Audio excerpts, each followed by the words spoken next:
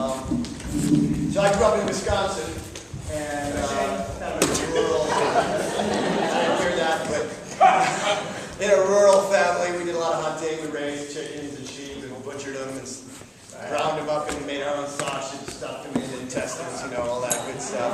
Grew lots of our own vegetables and all of that. And but I ended up going to the theater and moved to New York City 18 years ago, and that's kind of been my life. But 3 years ago, I started getting missing some of that wilderness stuff, so I helped build a canoe and kayak club on the East River in Brooklyn.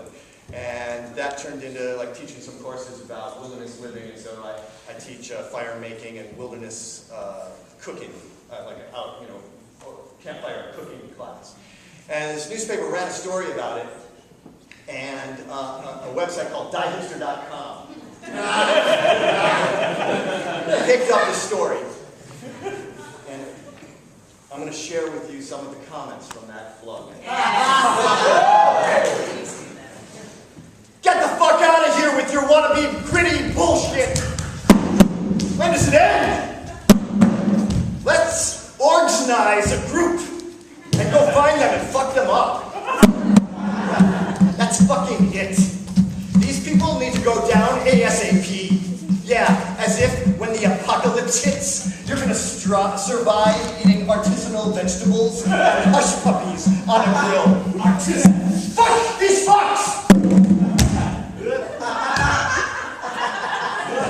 He's taken the simple art of making a fire, wrapped it in a douche bow.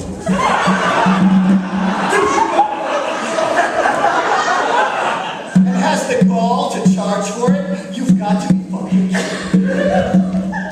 What a disgusting, gentrifying piece of shit! Go the fuck back to Wisconsin! I can just picture him singing Men Have Feelings Too when a chud comes out of the sewers and starts eating him. OMG, this guy is a joke. It cracks me up to see the pic of him dressed in his designer survivalist clothing, complete with a standard issue hipster scarf and hat. Well, when the apocalypse does happen, the roving rape gangs will find this guy by his fire and eat him. Fucking Depression-era Dorothea Lange wannabe. Ah!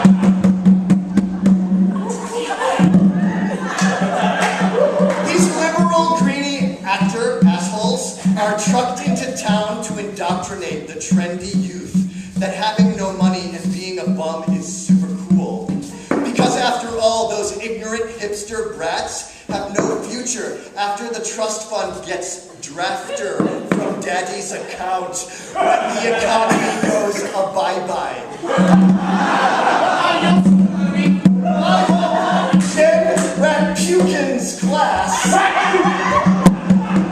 include how to prepare human flesh and how to overcome the moral dilemma of eating your dead bestie's back fat in a survival.